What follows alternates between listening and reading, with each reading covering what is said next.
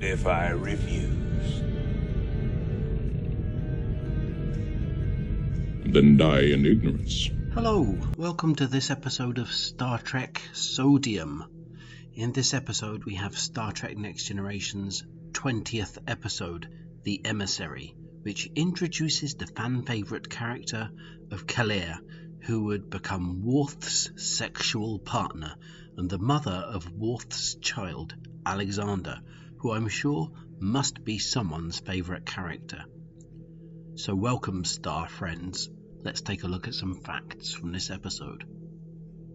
Patrick Stewart is well known for Star Trek, but prior to Star Trek, he had already established himself as a Hollywood star with his work in David Lynch's Dune, John Borman's Excalibur, and Malky Rogers' The Bum Night Swinger. As an established star, Patrick Stewart would distance himself from the other actors and keep their friendships at arm's length. Allegedly, he would sometimes approach the other actors and offer them his signature for only $20, or would pose for a photo with them for $30. None of the other actors were interested in this autograph, but every now and then he would once again ask them. Sometimes a guest actor would happily pay him for an autograph, and were ever so happy to pay him for a photograph as well, so Patrick Stewart was always happy to see new guest stars on the set. K'Ehleyr will board your vessel and take command. The Klingon cruiser Prang will soon arrive and escort you home. And Captain? Purportedly, the Dr. Pulaski actress was constantly littering on the set and was spoken to several times. If she had a hot bun for lunch, there would surely be the bun wrapper tossed on the ground and crumbs everywhere. If she had a can of crowd favourite Pepsi, there would be a Pepsi can left on a chair somewhere in a small puddle of soda. Eventually she was warned by Rick Berman that her contract was coming to an end soon, and if there was any more complaints about littering, she'd be out of there. I return command of the ship to you, Captain. Thank you, Lieutenant. Congratulations. Very fine first command. It was around the time of filming The Emissary that the Data Robots actor, Spiner, who was a keen fisherman, would wear his fishing gear to work. He may have been night fishing with his parents beforehand, or maybe he was off to Pier 19 after filming to catch a big lug. But the main problem with this was that he was wearing unwashed fishing clothes, and they led off a real pong in the studio. It got to the point where the other actors would arrive at the studio and they'd know if Data was here first, as they would gag on the sour, salty stench of blooded fish gut oil. Now, did you know that this episode had such a great script that Steven Spielberg possibly expressed interest in directing it? The problem was that he demanded a flat rate of $1 million to direct the episode, which was more than the episode's entire budget. So Gene Roddenberry had to turn down Steven Spielberg, despite Steve constantly insisting that it was his episode. Finally, Gene had to sit Steve down face to face and explain to him, using a special diagram, showing him just how they couldn't afford him.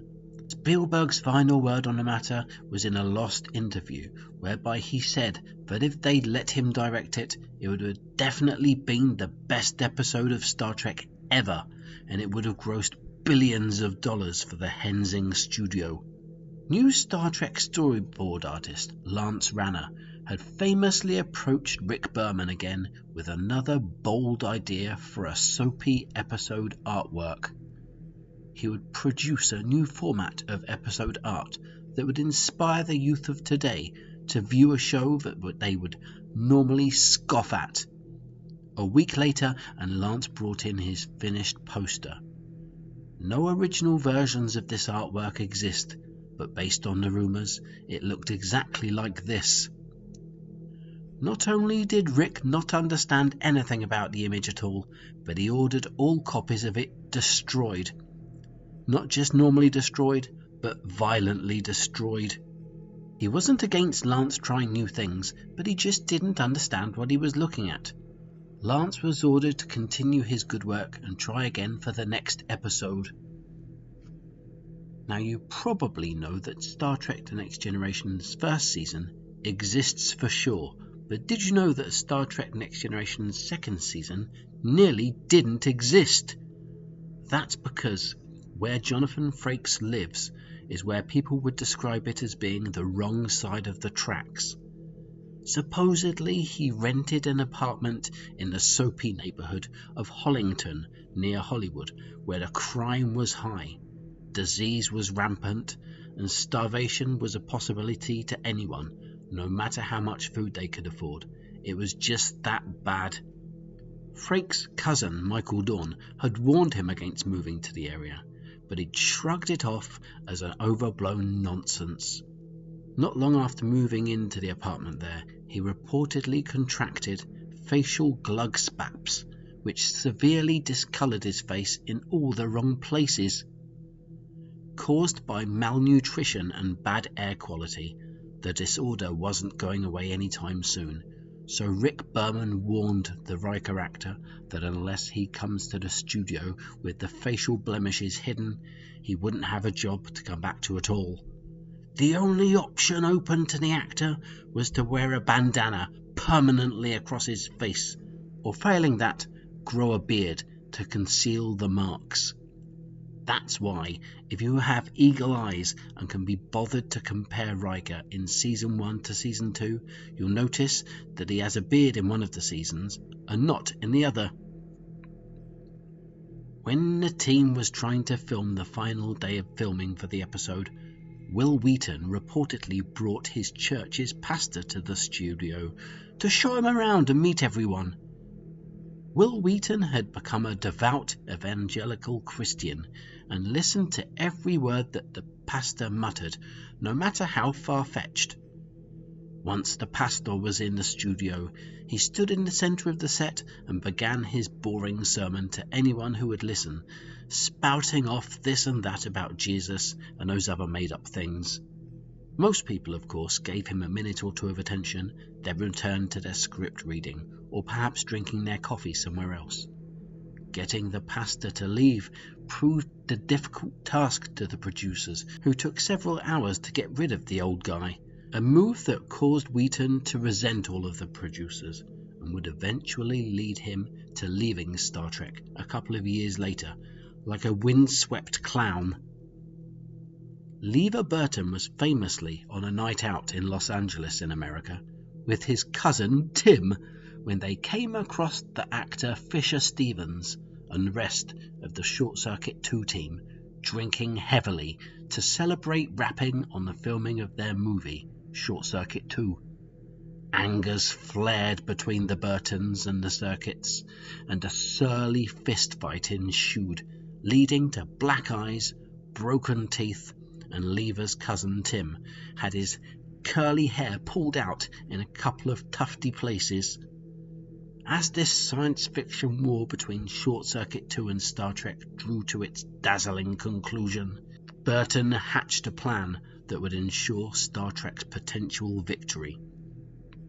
It was 1989 now, as the Emissary's production drew to a close, and actor Brent Spiner brought in a spectacular new piece of technology that would shake the world to its very core.